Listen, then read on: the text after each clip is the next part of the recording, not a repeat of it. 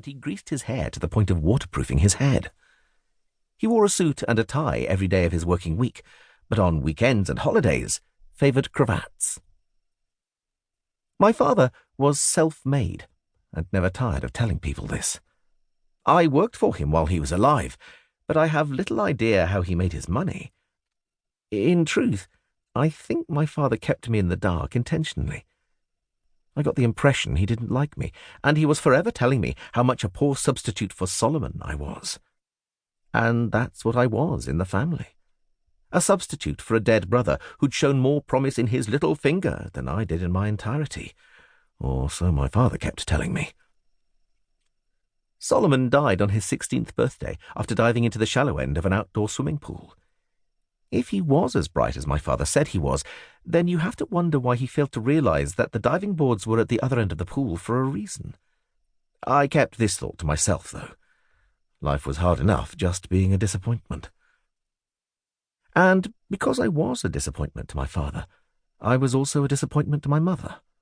It could have been no other way. My mother worshipped my father, and it was this quality that endeared her to him. He expected no less of a spouse, a partner who would accede to his whims and decisions without question. Most people considered my mother to be a beautiful woman, but I never saw this. Her full lips were always tightened when she spoke to me, and her eyes invariably narrowed, and the smile that supposedly lit up the salons of London was never once in evidence. According to my Uncle Horace, who was married to her sister Thelma, my mother could have had her pick of London's eligible men, but had chosen my father for his august nature. I never quite understood this, because my father's birthday was in November. If my mother had wanted more children than the two she gave birth to, then she never said. It certainly wasn't something she would have confided in me. My father, however, had made it clear that he wanted only one child, a son he could mould in his own image and entrust with the family empire. Solomon was that child, not me. I was supposed to be another Solomon, but I wasn't. I was born 18 months after my brother died. By the time I was 3, my father had already decided that I was never going to be another Solomon. For one thing, he said my face was too fat, and he was also annoyed by my sedentary nature. "Every time I come into this house, Herod, you're sitting on your damned backside," he'd say. "What's wrong with you, boy? Do you want your buttocks to grow to the size of your face? Now give me 3 laps." We had a large lounge. When I looked to my mother for support, she simply told me to do as my father bade, adding that Solomon had only sat down on a chair for meals.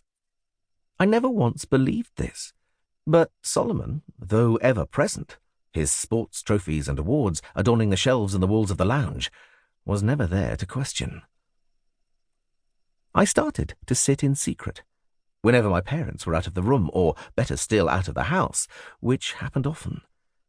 I had to be careful around the cleaner and the babysitters, though, because my father gave them strict instructions to keep me on the move and to report back to him if they ever caught me sitting on a chair or stretched out on a sofa. My father was a firm believer in the power of money to make others do his bidding, and every time they informed on me, they were paid a bonus. The safest place to sit was the toilet, and this room became my home away from home when I lived at home. No one bothered me there, and I used to slip the bolt on the door to avoid being caught unawares, even though this was against the rules. My happiest times as a child were the hours I spent sitting on a toilet seat, reading a comic or just daydreaming, which was something else my father disapproved of. Consequently, when my parents sent me away to boarding school at the age of 7, I was as happy as Larry. The school was situated in a small town in Wiltshire and discouraged parental visits during term time.